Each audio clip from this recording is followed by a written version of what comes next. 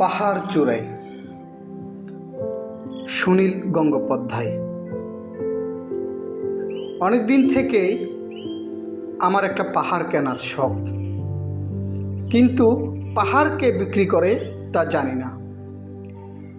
যদি তার দেখা পেতাম, দামের জন্য আটকাতো না। আমার নিজস্ব একটা নদী আছে, সেটা দিয়ে দিতাম পাহাড়টার বদলে। কে না জানে পাহাড়ের চেয়ে নদীর দামেই বেশি। পাহাড় স্থাণু, নদী বহমান, তবু আমি নদীর বদলে পাহাড়টাই কিনতাম, কারণ আমি ঠকতে চাই। নদীটাও অবশ্যই কিনেছিলাম একটা দ্বীপের বদলে।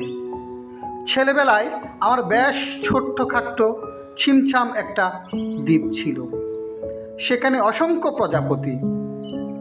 শৈশবে দ্বীপটি ছিল আমার বড় প্রিয়। আমার যৌবনে দ্বীপটি আমার কাছে মাপে ছোট লাগলো। প্রবহমান ছিপছিপে তন্নি নদীটি বেশ পছন্দ হলো আমার।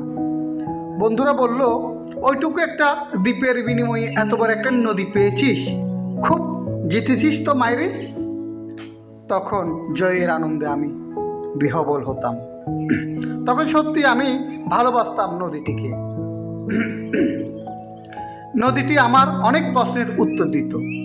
যেমন বলতো, আজ সন্ধ্যাবেলা বৃষ্টি হবে কি না? সে বলতো, আজ এখানে দক্ষিণ গরম হাওয়া, শুধু একটি ছোট্ট দ্বীপে বৃষ্টি। সে কি প্রবল বৃষ্টি, যেন একটি উৎসব। আমি সেই দ্বীপে আর যেতে পারি না। সে জানতো, সবাই জানে, শৈশবে আর ফেরা যায় না। এখন আমি একটি পাহাড় কিনতে চাই। সে পাহাড়ের পায়ের কাছে থাকবে গহন অরণ্য। আমি সেই অরণ্য পার হয়ে যাব, তারপর শুধু রুক্ষ কঠিন পাহাড়, একেবারে চূড়ায়। মাথার খুব কাছে আকাশ, নিচে বিপুলা পৃথিবী, চরাচরের তীব্র নির্জনতা। আমার কণ্ঠস্বর সেখানে কেউ শুনতে পাবে না। আমি ঈশ্বর মানি না, তিনি আমার মাথার কাছে ঝুঁকে দাঁড়াবেন না। আমি শুধু 10 দিককে উদ্দেশ্য করে বলবো, প্রত্যেক মানুষই অহংকারী, এখানে আমি একা। এখানে আমার কোনো অহংকার নেই। এখানে জয়ী হবার বদলে ক্ষমা চাইতেই ভালো লাগে। হে 10 দিক, আমি কোনো দোষ করিনি, আমাকে ক্ষমা করো। কবি সুনীল গঙ্গোপাধ্যায়ের এটি একটি বিখ্যাত কবিতা। এটি অনেক আগে শুনেছিলাম,